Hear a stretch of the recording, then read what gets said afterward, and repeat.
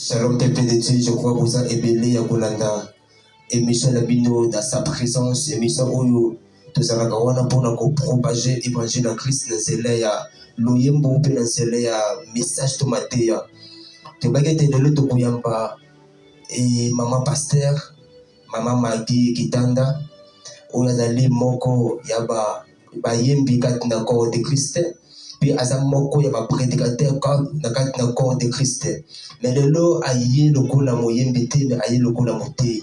Aye comme mena un message de vie dans cela ya matéa. Faut m'abonner s'abonner et belé sur notre chaîne YouTube Berger Marc Mokomina TV pour soutenir votre émission. Vous avez belé dans les États-Unis, Canada, Belgique, France et partout. Vous avez belé partout dans le monde, dans Congo, dans Angola. Vous avez dans votre émission. Faut m'aller l'autre sur le bas et l'ongona, la servante de l'Éternel, maman Maggie. Maman, pasteur, vraiment, vous béni, vous avez béni ce soir, vraiment, dans le coup de la part de l'Éternel. Vous m'avez aimé, s'abonnez-vous massivement pour suivre votre émission. Tant que maman, dans le coup de la plateau de Bissou, vous m'avez aimé, vous allez se moi, et vous maman, na combo na Yesu. Bonjour maman. Bonjour papa. Je vois ça déjà bien. C'est mon encore onction, je fais sa beauté, je fais sa nyonso. En tout cas, ça va au salabiso. Vous avez ébélé, maman a donné le plateau pour la de la part de l'Éternel.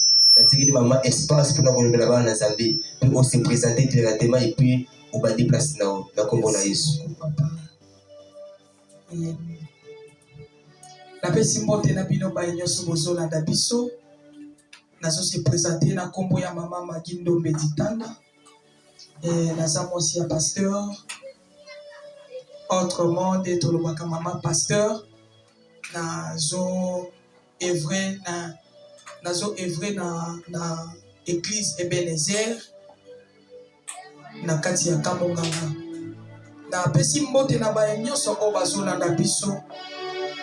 Et merci beaucoup na zamo ya pesi biso pema pona kongumela te kokota mbala moko na moboku yeloko oyo toyeli na pokwa lelo.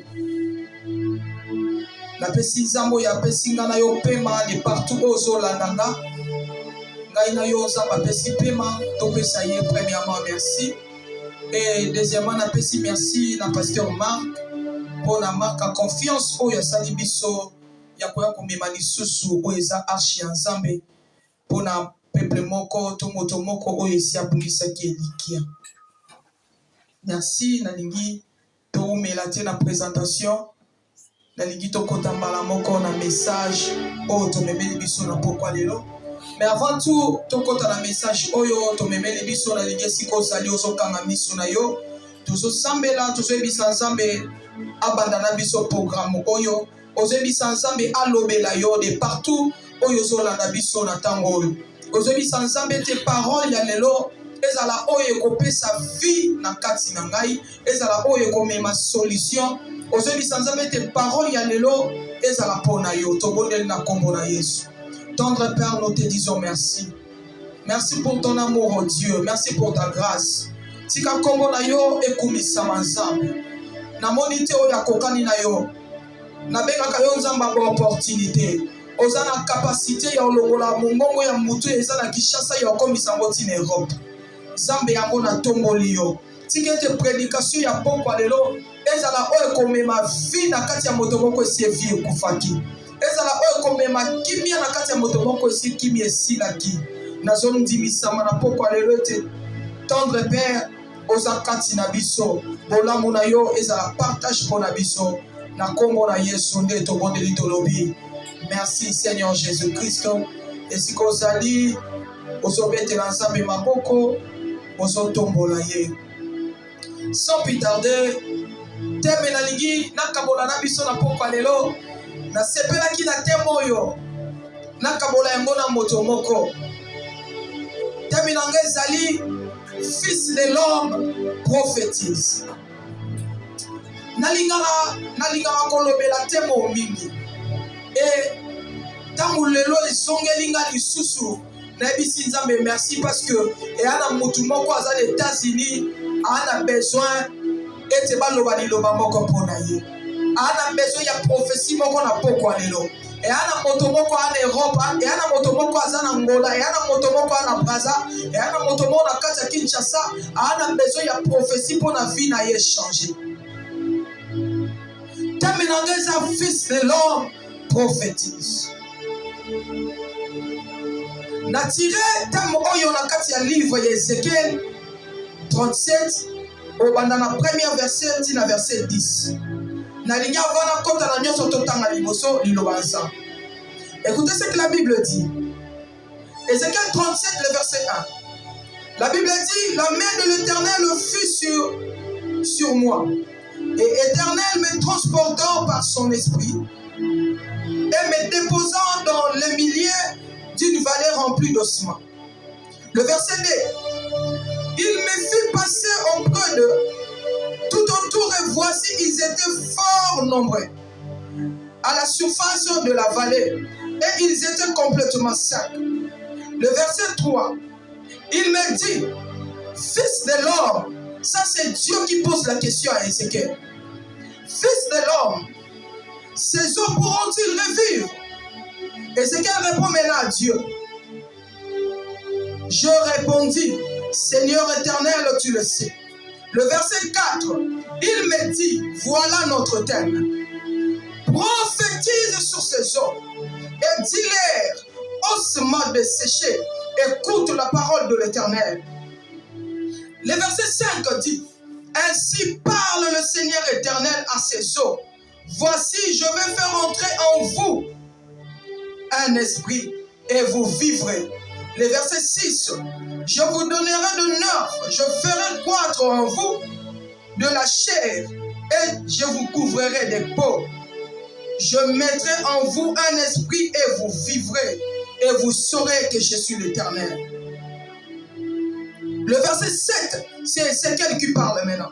Je prophétisais selon l'ordre que j'avais reçu. Et comme je prophétisais, il y eut un bruit, sa chaîne.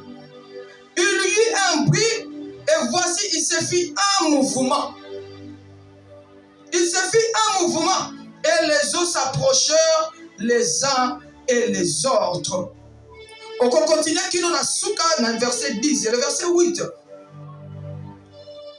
Je regardais et voici il y a 20 de nerfs, la chair crue et les peaux les couvrirent par-dessus, mais il n'y avait point en eux l'esprit. Le verset 9 dit, il me dit, prophétise et parle à l'esprit. Prophétise, fils de l'homme. Et dit à l'esprit, ainsi parle le Seigneur éternel. Esprit vient des quatre vents, souffle sur ces morts et qu'ils revivent. Je prophétisais selon l'ordre qu'il m'avait donné et l'esprit entrant en eux et ils respirent et ils reprennent vie et ils s'étirent sur leurs pieds. C'est une armée nombreux et très nombreux. Parole du Seigneur. Est-ce que vous avez la malobanzame maboko sikozali? Merci. Nazolo bela thème fils de l'homme prophétise. Na thème nanga o nazolo bela nazana trois mots clés oyo tozolo oyo ezo lobela thème na biso. Na kati ya thème oyo to ana mo fils. Dictionnaire française et biso fils asana. Dictionnaire lobby fils asa tout être humain du sexe masculin considéré par son père et sa mère. Mwana mobali to fils asa mutu ya zalaka considéré asa mutu yo asa oyo balingaka mingi. Donc tant ba bengo fils c'est que ça mutu yo balingaka mingi. Papa na yo alingaka yo mingi, to mama na yo alingaka yo mingi. Na lolenge mususu to benga bango ba héritier. Mutu yo ba prétendre kopesa ye héritage, c'est que ça mutu yo déjà balingaka mingi. Ba pesa ke héritage na mutu olingaka te. So olingaka mutu wana te opesa ye héritage te. Mais soko olingaka mwana na yo mingi, on considéraka ye.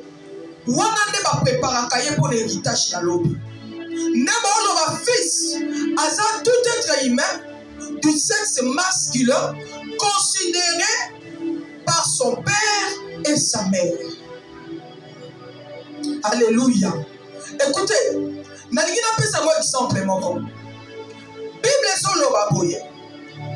Sambe na lola avandisi parlement ya lola.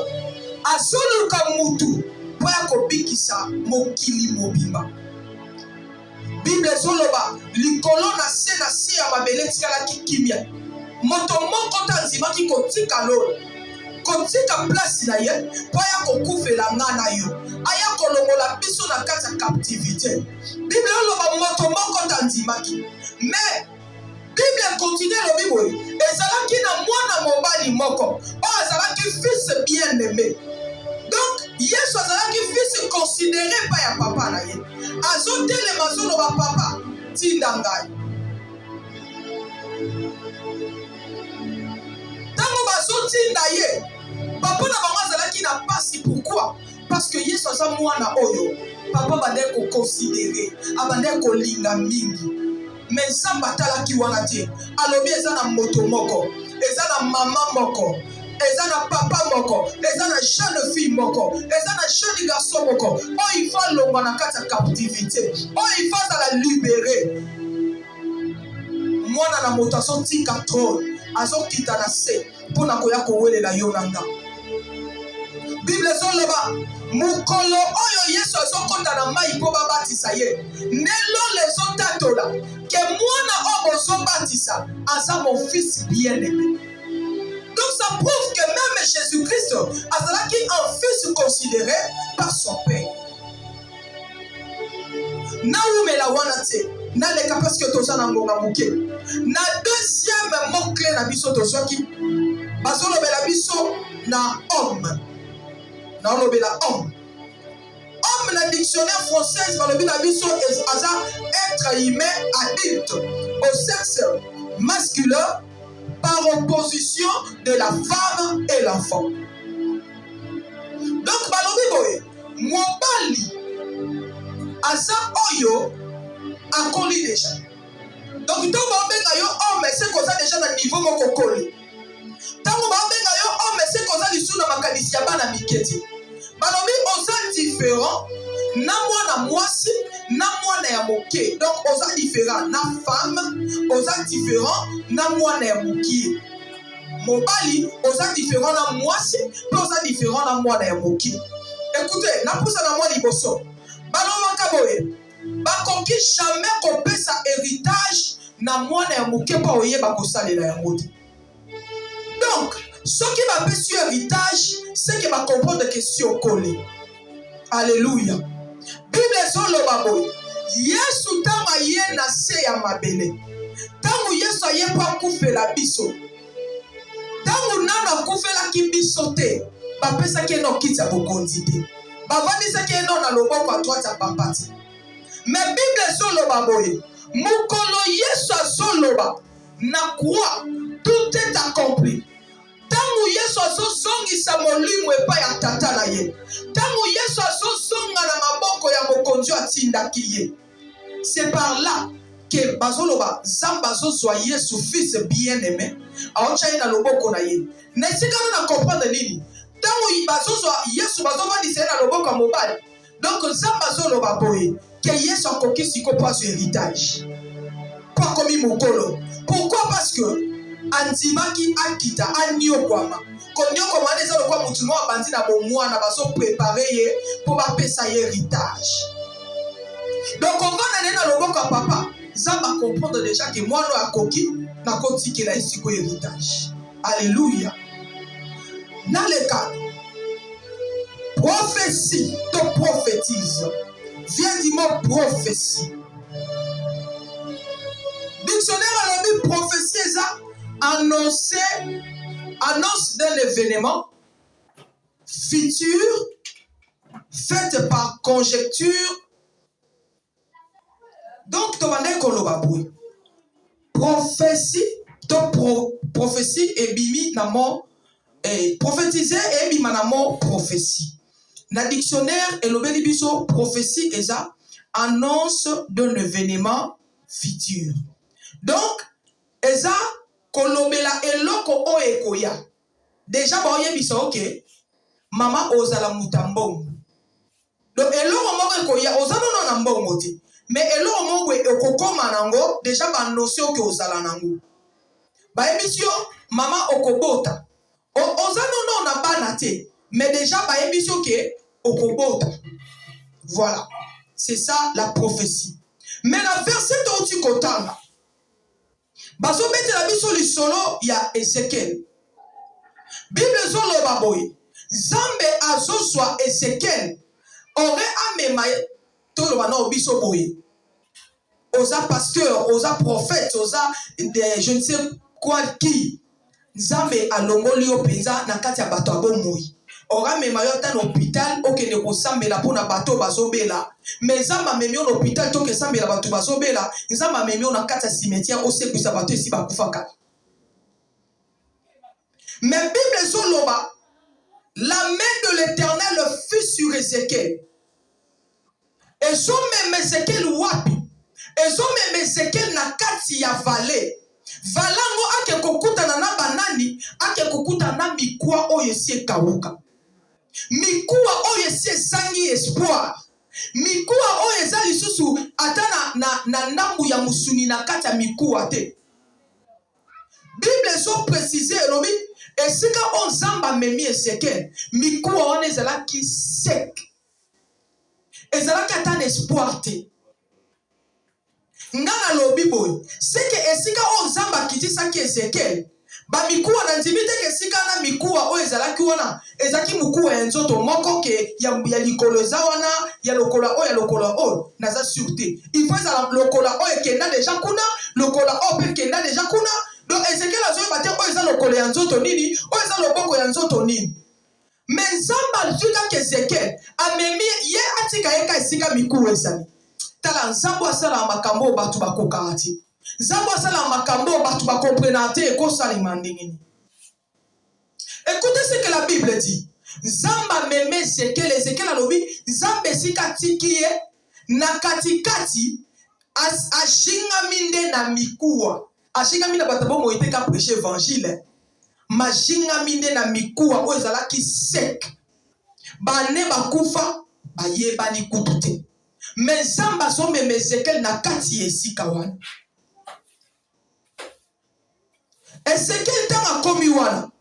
Est-ce que Ezekiel mutebise ki nzambe ke nzambe memanga na kati esika mikuwa ezalaki te? Mais nzambe ye moko amemi Ezekiel. Nzambe ye moko lisusu azo poser Ezekiel question. Yo moko ndo meminga. Neti na pokwa lelo. Nzambe ye moko na meminga. Alobi na pasteur Marc. Bengisa ma pasteur Magui. Po mutu moko ana besoin kobika. Après nzamba poser nga super question. Ke Magui, est-ce que mutu ana za besoin kobika? Na yebisa nzambe ngai te mutu na yaki na ndenge nanga. Ndo lobela ki pasteur Marc. C'est que mutu moko efa bika na nzela nanga. C'est que mutu moko efa sa solution na nzela nanga. Mais nzamba so poser quand même question na Ezekiel. Ezekiel, est-ce que mikuwa oyo zomona oyo ekozwa lisusu vie? Tala mon nzamba abalusa makanisi ya bato. Nzambe pena ko mema oyo moko zanoka na pantalon moko. Mais nzamba otinde lo mutu moko kende ka pa pasteur Marc yebise omoni pantalon no lingo ke nango ku. Apesa yo ango olata. Nzamba sala makambo ka elekela bato. O comprendre te makambo esala mandeni. Tala na lingi avant leka na prophétiser déjà pona yo. Nzamba sala ka makambo mokile koka kosala te. Yo muto so landanga na bamboka nyoso bozo landanga. Na lingi na prophétiser pona yo. Omoni problème yo kanise elekela nsambe wana. Nzamba sala na problème elekela yete. Nzamba sala na problème elekela mayele na yete. Bible solo basa mona na moto te po akosa. Tala nzambe ye azala na maloba lokuta te. Likambo so tungisa yo. Likambo yo mona ngoke si ekufa kyo si l'espoir. Tika na pokwa lelo. Oya nyoso oyo kolandanga. Nazo prophétiser pona yo. Likambo wana ezwa vie. Nzamba zo tune Ezekiel. Est-ce que mikuwa oyo Ezekiel ekozwa lisusu bomo? Ezekiel ebisi nzambe nga na yebi te. ndenge moko penga na lobi nzambe malobo nga na oloba na yebi te so muto oselango vie mais on nga na yebi lokola yo nzambe muto tindinga seke mutu moko oswa vie seke mutu moko oswa faso alobiko na poko alelo esekela so bisa nzambe yondo yebi nga na yebi te na ye ana makasi na nga te yondo meminga lokola yo meminga awa nzambe seke yondo yebi ke mikuwa oyo efo eswa vie seke yondo yebi ke mikuwa oyo efo eswa nzoto nzambe aso yebi se Ezekiel prophétise prophétie eza na lolenge mosusu eza koloba kaka nde nazoloba na pokwa lelo nazoprofétise directement mpo na yo nazo-annonce banouvelle oyo ekoyela yo na futur nazo-annonce yo bonne nouvelle oyo ekomemela yo bokeseni na bato oyo oza na bango pembeni alleluya bible ezoloba boye eza na mwana mwasi moko oyo mikuwa na esi ekawukaki na kombo ya Esther bible ezoloba boye Esther azalaki orpheline de père et de mère Esther azalaki mikuwa ezalaki sec décomposé mikuwa esi asilaki deja espoir alobi nani akotala nga na kati ya vale oyo nazali nani akoki kopesa nga loboko nani akoloba ke Esther lève toi prends ton lit et marche asilaki deja espoir mais ezalaki na jour moko ebandaki kosenga Ezekiel moko atelema oncle na ya telemi alobi yo awo ovandi na kati ya vale mikuwa na yo eza ya kopanzana nazoprofétise mpo na yo ke na palais royal eza deja na message moko epesami kuna il faut mikuwa esangana mokuwa wana ya yo oyo ekabwanaki oyo espoir ebungaki wana na pokwa lelo ifo ezonga kota na palais royal bazoluka bajene fiku bien aimé nani oso ayebi biso ke yo ndongo ozala na espoir esili yo deja espoir esila biso yo pena tomona na biso so eloko kosalela biso te yebisaka bango na kati ya vale na kati ya vale ana esika naza eyana Ezekiel moko efo aya Ezekiel wana so aye nzambe otuna ye eske madu akobika Ezekiel oyebisaka nzambe yo ndo oyebi etango oyebisa nzambe yo ndo oyebi nzambe otikala kimia te mpo nzambe alingaka te bazongisele sous question yalingaka réponse eske mikuwa oyo ekobika ebika metango oyebisi deja yo mondo oyebi nzambe olinga defete te oyebi nzambe oloba nini magi anga simbisanga tushe na olinga tushe ote oyebi nzambe oloba nini mama aza na États-Unis oyo alinga simbisanga tushe na olinga tushe ote mama aza na Europe na olinga papa azoyokanga na minito na olinga tushe ote seke fo mikuwa oyo naloba liloba moko ezonga na bomo yo muto ozoyokanga yo muto ozotalanga de partout okozwanga na sakoli mpo na yo ainsi dit l'Éternel mikuwa oyo ezalaki deja desséché mikuwa oyo ezalaki deja ya kokauka ya mbongo na yo ya bana na yo ya libala na yo bisika nyonso ezalaki ya kokauka na pokwa lelo nake koprofétise mpo na yo elata nzoto au nom de Jésus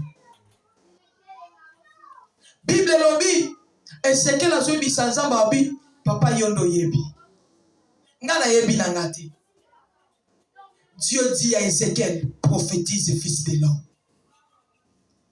nzambe ntango azobenga yo fils seka konsideraka yo nzambe ntango azobenga yo ma fille seka konsideraka yo tala nzambe alekaka ya ye te nzambe soki deja cible yo alobe deja ke ane oyo eza ya yo alobe deja ke ane oyo fosekwa ata batu bakangi yo ata batu balobi il sent déjà ata batu balobi deja 4 jours eleki aza deja décomposé pa nzambe ezalaka te mot impossible ekute pa nzambe na dictionnaire nzambe ezalaka te epa nzambe ata bayebisi ye il sent déjà aloba bolakisa ngande sika oyo botie ye donc na pokwa lelo yo zanoka wana yo vandalo biso tola kisaka nzambe esika onde batie yo batu pona bango balobi yo obonga te batu pona bango balobi yo pona yo esili bongo batu pona yo balobi osala ni na vie oza déjà wana déjà okufa déjà oza déjà sec mais nazo présenter aux zambo a hôtel Ezekiel liboso mikuwa Ezekiel fils de l'homme prophétise parce que Dieu considérait Ezekiel comme son fils les lots n'a pas quoi les lots zamba sont considérés rappel lokola sa fille nazo prophétiser pour la vie na yo on nyoso batu baloba que c'est sili pour na yo yebisa zamba lobi na le siliti azo zongisa yo nyoso ya sika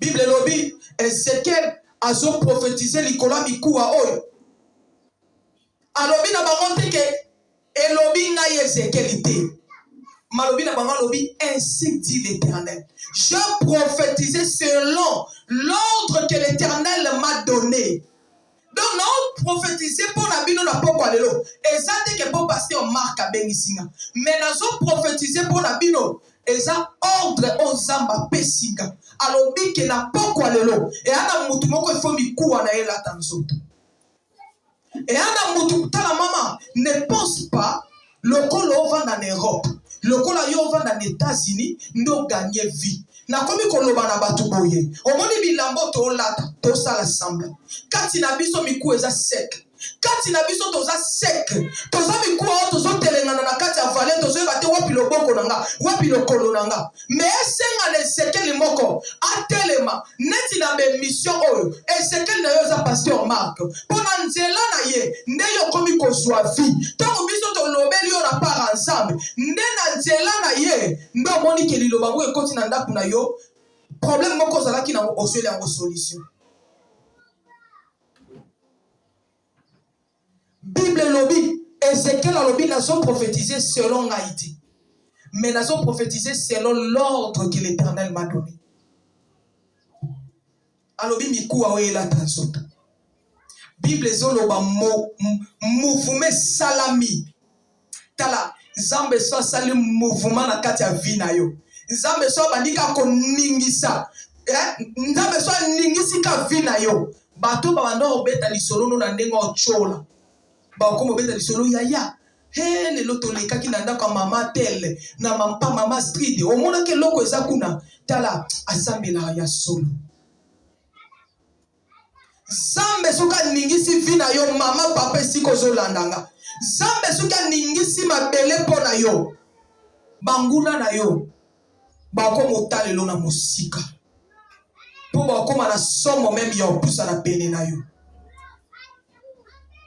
Bible zoloba mouvement salami na mabele miku ezolongwa na sika ezoya kosangana donc mukuwa oyo ezalaki na Brazzaville mukuwa mosusu ekomaki deja kuna na États-Unis lokola yo ozolanda nga na États-Unis mukuwa mosusu ekomaki kuna na Europe Bible ezoloba mukuwa na mukuwa ezoluka nzoto nango ezoluka espace nango akokotela wapi azokende kozo nzoto muninga te ezoke eyebaki na tuni nano ba mikuwa wana eyebaki ndeni ke oyo zanzoto nanga pour comprendre que lipamboli na yo ekende pa mutu te lipamboli na yo lokola deja nzamba lobaki eza ya yo ekokende pa ya mutu te tango nzamba kosala mouvement pona kokabola lipamboli ya mutu na mutu yebaka moke lipamboli na yo ekende pa voisin na yo te ekoyaka esika oyo osali Alléluia. Et si qu'on s'allie bête là, non, ça m'a beaucoup. Gloire à Dieu. Écoutez, Bible lobby, tant mouvement est salami. Muku wana muku ezola tanzoto. Sachez. Et ana maman moko na sepela na fille oyo, na ninga kobeta lisolo na emi. Fille miku wana ye ezalaki ya malédiction. Ha, j'aime. Bible zoloba boy. Ritsa botami na mboka oyo wana ezalaki mboka ya malédiction donc ye aza ya kauka moko boye bato bakosimba ete mpo aza na malédiction mais yoka bolamu nzambe Bible ezoloba boye Ritsi ntango akufeli mobali na mi alobi ngai fo nazonga na mboka nanga Rite ebisi Naomi abi ata yo moko. Kandi naza na kati ya valebo. Naza sekibo. Yo zonga na yo. Kandi loboko nzambe longola kyo na mboka na yo. Eye komema na kati ya mboka Moab. O etondani na mikuwa o eza sek. Po ya kosekwisa mukuwa moko boye. Na komba Rite. Ebongo yo kendo tika mikuwa o ya okufa. Jamais. Bible zoloba. Naomi lokola Ezekiel. Azui Rite.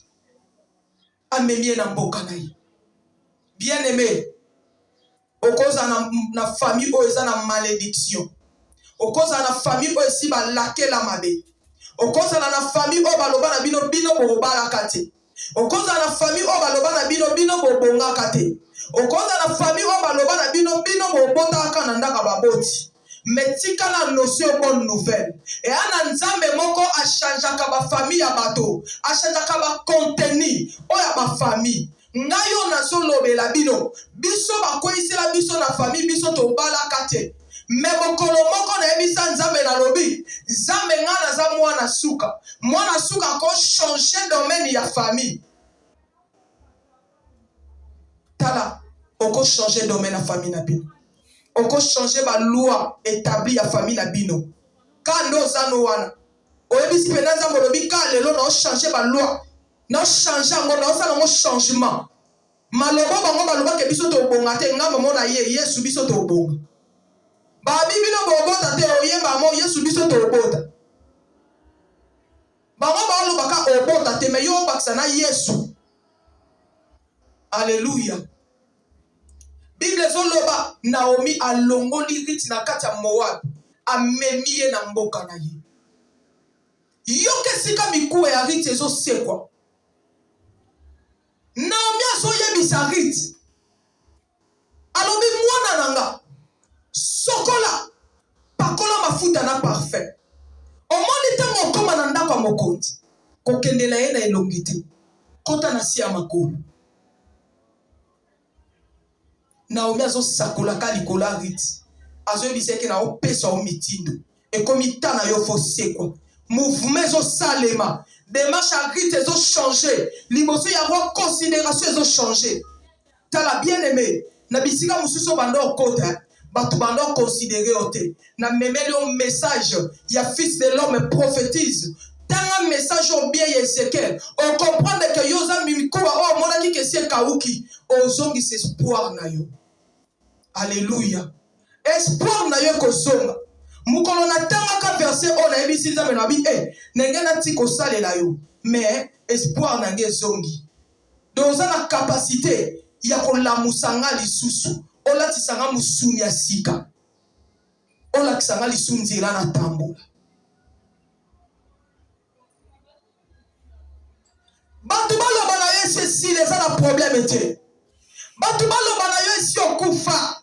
Yo esi tokunda yo sila. Batu babosa na histoire na yo. Eza na problème te. Tika bango babosana. Yebisa bango eza na problème te botika. Loko bolobinga na robonga te botika eza na problème te. Mais c'est que moi je sais, mon rédacteur est vivant. Tangu Yesu atelemaka. Yesu azana maloba mibale misatu te. Alobaka Lazare sort. Yesu soit telemi na vie na yo. Ayaka te ke wapi papa ya oyo, wapi mama ya oyo, limbisa ye po azaki asala ki o mabete. Yesu alobaka Lazare sort. Liloba Yesu ezalaka moko. Yesu soit telemi liboso na yo. Azelata tu na lisumu nini asalaki. Alobaka prends ton lit et marche. Na pokwa lelo na bandiko sakolaka pona yo yo mutu esi owumeli na mbeto ozala na moto obwaka yo na mai te na yo kobwaka yo na mai na pokwa lelo na memeli yo mai ya bamai oyo eleki bamai nyonso eza Jésus Christ de Nazareth soki oyambi Yesu na vi na yo yebaka ke nyonso ya yo ekochange yebaka ke nyonso ya yo ekosekwa liboso ya tomba Lazare Yesu azalaki na besoin ya liloba mari te azalaki ka na besoin yebisa Lazare sort. Ndenge moko nga na yebisi. Problème azotungisa yo wana na sekwisi yango na kombo na Yesu. Omoni pasi ozoyoka wana. O esi ozomona ke neti kaka na sekwisi bonheur. omoni makambo ozomona ezosimba te wana omona neti makambo nyonso esi ekufi na sekusi bonheur omoni posa libala ezosila yo wana olobake baninga bayoka sentiment na libala yo ozoyoka yango te na sekusi bonheur Yesu aza na kapasite ya nyonso Yesu aza na kapasite ya nyonso Ézéchiel azoloba alobi na prophétiser selon l'ordre que l'Éternel m'a donné. Nazo prophétiser selon ordre o Nzamba pesima. Mais yoka Bible lobi boy Ézéchiel itanga prophétiser ba mikuwa elati na ngonzoto mais mikuwa ezangi bomoi Jésus Nzamba tika kabiloko inachevé te Nzamba bali sakate abalisa yo bongo koma na problème akobota te Nzambe soki abalisi yo seke fo bota Nzamba tika makambo inachevé te tonda kuona batonga ngo mukolo na ngo kufi tika li inachevé Nzambe ya tika makambo na ye inachevé te Ezekiel batu baseku na bango balati nzoto me molimo kati na bango izate molimo kati na bango ezate Nzamba azoyebisa lisusu Ezekiel alobi fils de l'homme parle maintenant à l'esprit yoka Yesu azotelema liboso ya tombo ya Lazare azoyebisa Lazare sort Lazare azobima na kati ya tombo mais Bible ezoloba Lazare aza lié abakangi ye bilamba bandane longiti na makolo. C'est ça qui fait que Lazare a son manqué vie. A son manqué bon malgré tout mikou esangani misunezongi na nzoto. Mais Lazare azaka ke longi ya kozipa maboko ya kokangama oyebisanga autambola nde. Nzamba zoyebisa Ezekiel parle maintenant à l'esprit. Prophétise. Ezekiel a prophétisé. Esprit et kotikati ya banzoto oyo. Bible zoloba Ezekiel a simba moto te. Moto na moto azotambola na makolo na ye. Là c'est l'Ancien Testament. Na Nouveau Testament, Bible zoloba Yesu azoyebisa bato bazalaki pembe. Bofongola ye babanjo bokangi ye botika ya kende. Botangela ngana. Est-ce que ça ne sika moko muta yaka simbi Lazare aotambusa ye? Na moni amote. Po Yesu déjà pese mitindo ya bibo fongola ye. Botika ya kende. Donc Yesu amonaki ke Lazare na bimisi ye, na sekusi ye, mozanga bomoi. Il faut na kotisa bomoi kati na ye. Tanga kotisi bomoi, abina bango bo fongola ye. Bo fongola ye babanzi wana bokangi ye. Ndenge moko te nazo ndenge moko pe nazo sambela pona yo na pokwa lelo. Omoni babanzi wana esi bakanga yo lelongi. Omoni babanzi wana famille esi kanga yo maboko. Ozomona yo zomona ozotambola. Yo zomona neti makambo zosala ezosimba. Zomona na famille yo si balia yo. Zomona na famille yo si bakanga yo misu. Osekwa na yo bozozanga vie. Yango nazosambela pona yo. Tika Nzamba lola. Asala yo ngolu. Asongisa vie kati na yo. Singa nyoso babandi nyoso balinga yo. Soke za famille ya tata motelinga. Soke za famille ya mama motelinga. Na pokwa lelo na sambeli Nzamba lolo. Nzambo ya pesa mitino de Ezekiel. Azoloba parle à l'esprit. Moi aussi je parle ce soir au nom de Jésus-Christ. Et sika nyoso baliyaki yo. Nanda ku nyoso si bakanga yo. Na baliko kele ko libérer yo au nom de Jésus. Alléluia. Que Dieu vous bénisse. Tout ça, on a pour la konyoka mapona batute. Zambatindo na sete po nyoka. Zambatindo na sete po za la mosa soni mobile ya so. Diada kanga yo tanga kasi te po koma imilie liboso ya bato. Okoma sujet de moquerie ya bato. Metika nga na yebisa yo. Na mona klasi David atanga te. Nana kotangela nga bekolo David atanga. Batangela bine kolo David atanga. Bible ezoloba David oketanga banyamande na kati ya zamba. Mais yana mokono moko tangu zamba lobi mikuwa ya David elongwa na kati ya zamba. Tangu zamba aloba mikuwa ya David ifo longwa na kati ya zamba. Mikuwa ya David ezatika ifo vana na kati ya vallée. Pour ça na besoin azwa pe fille. Batu pe bamona ke David existaka. Mikuwa ya David ezaka te fe vana na kati ya vallée. Zamba zoloba David okoma mokonzi. Yoke sika nzamba okekomisa David mokonzi. Nzamba otelemisa David liboso ya Goliath. O azalaki géant koleka David. Mais nzamba zoloba na kolakisa Goliath ke mikuwa oyo ngamu na pesi yango vi. Alléluia. Komi mona ka mokie te. Komi mona ka moindre te. Nzamba aza na makoki ya kosekwisa yo, ya kolamusa oyo esi ekufa kati na yo. Nzamba aza na makoki ya kosisite makambo nyonso oyo obande kopense mpo na yo. Nzamba aza na makoki obanda korevo lobi ifo na bala libala mo boye soki na vandi boye na oyoka kuta ata poso okufa te. Mo vivre le contraire. Mais tika na annonce yo. Nzamba ana capacité. Yo sala rêve na yo. Nzamba ana capacité. Olo bato musu classe na tanga te. Olo bato musu classe nde na tangi te boye. Naza son espoir te. Bien aimé wana kati ya vallée. Mikuwa no eza ya kopanzana. Me omona motu moko. Nzamba otindelo Ezekiel moko. Aoya kolamusa mikuwa na yo. Kana kotanga klasi te wana. Ezala na kompani moko. Ezala na musala moko ba olukaka mutu atanga te. Ba loba musalo esengela ka mutu atanga te. So mutu atanga mingi simba te. Ba olukaka yo mutu atanga te wana. Ba ocho na poste wana. So ndimi yango reswa. Yo loba ngani na zabo na defo o batu ba olinganga te. Nde na tambola mabebo. Kando tambola mabe wana. Nzamba ana capacité yo sala mouvement na vie na yo. Nzamba ana capacité yo ningisa mabele na vie na yo. Yo sangisa mikuwa na yo. Apesa ngo les sous forme. Nzamba ana capacité. Nalingi na sambela na moto moko. Nalingi siko zali yo kinga na pokwa lelo. De partout ozolanda ngai. Nesika nyoso zwi ngai. Oyoki liloba ya pokwa lelo. Nalingi ozwata na yo. Ya kosambela elongo nanga. Ozoyebisa Nzambe. Ozoloba Nzambe. Vio nazo mene. Naza mikuwa wesi ekawuki. Ba problemo nazo mema. Naza mikuwa wesi ekawuki. Ba passion nazo yoka. Naza na kati ya valesi na kawuki. Mena olinga yo Nzambo ya osekwisa ngai. Na olinga yo Nzambo yo osekwisa mikuwa na ngai.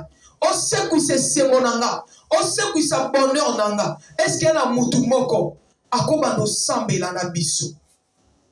Nzambe nazo sambela mpona moto nyonso azwi message na pokwa lelo. Nazo senge pa na yo Nzamba bomoi. Nazo sambela Nzambo ya tambolaka na litanda Caleb.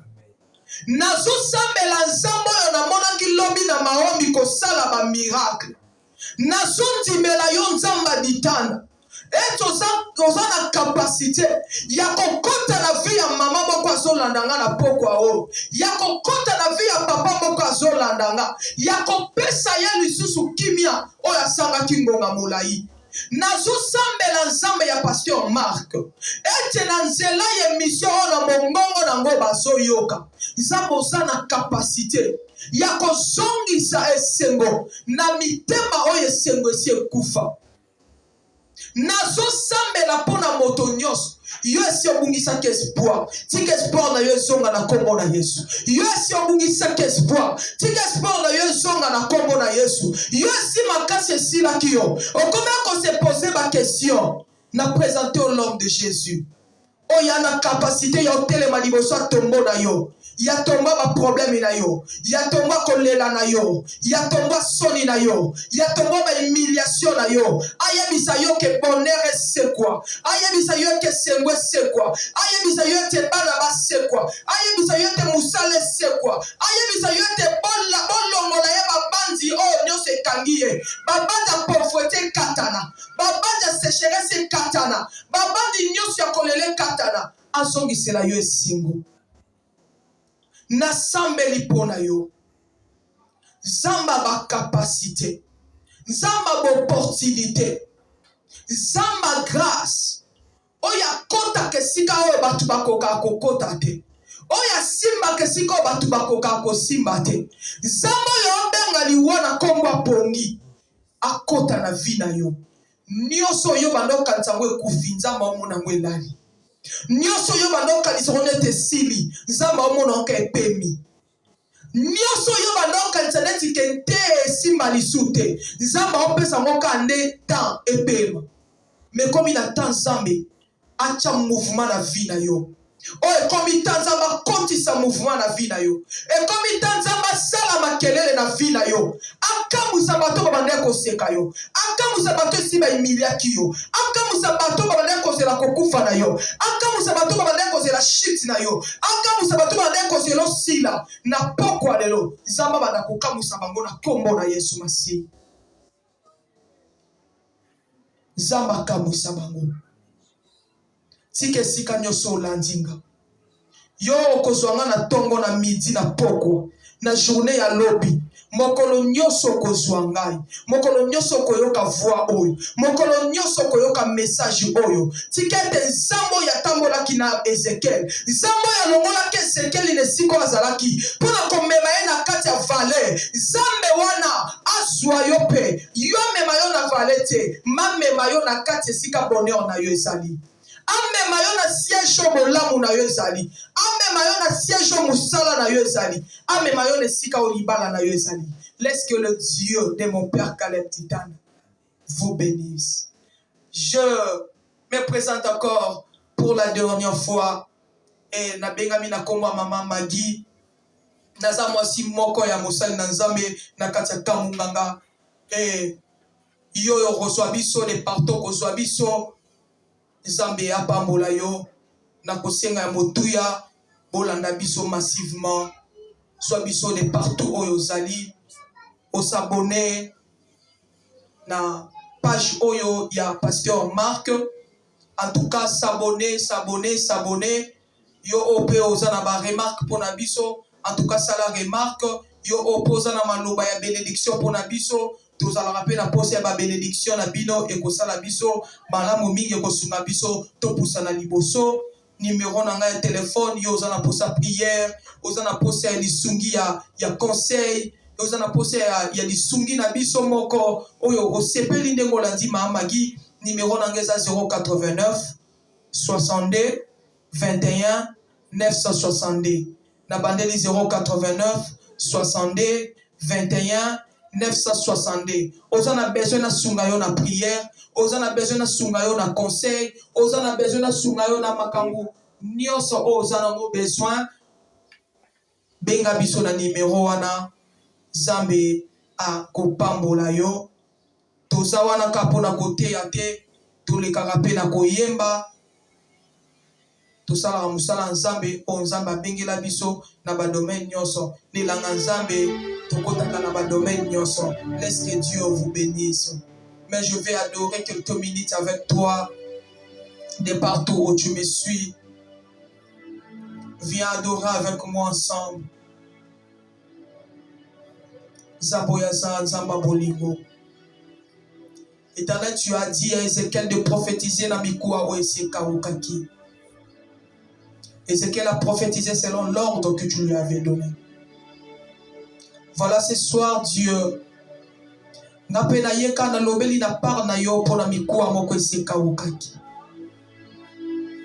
J'aimerais que Seigneur on paie sa vie. J'aimerais que Éternel, motomoko esi espoir esi la qui est ça. Motomoko esi asi la qui mayele. Motomoko esi maya miso kitaki. azoyeba lisute nini asala. Nzambe soki opesi ye bomoi ekolongola yo eloko te. Nzambe soki opesi ye kimia ekolongola yo eloko te. Oza Nzambe oyo osalaka makambo oyo biso tokomprenaka te. Yawe abana lole olingo na yo nde eleki nyonso Yesu. Omonake mikuwa oyo eza na mosala ifo esalela yo. Ondimaki osekusa yango. Moto moko azolanda yo Nzambe. Moto moko azolanda yo Yesu. Moto moko aza na posa na yo na pokwa lelo. Mikuwa moko esilaki. Mikuwa moko esilaki ngala. Eya na posa na yo. Eya na posa na yo. Eya na posa lisungi na yo.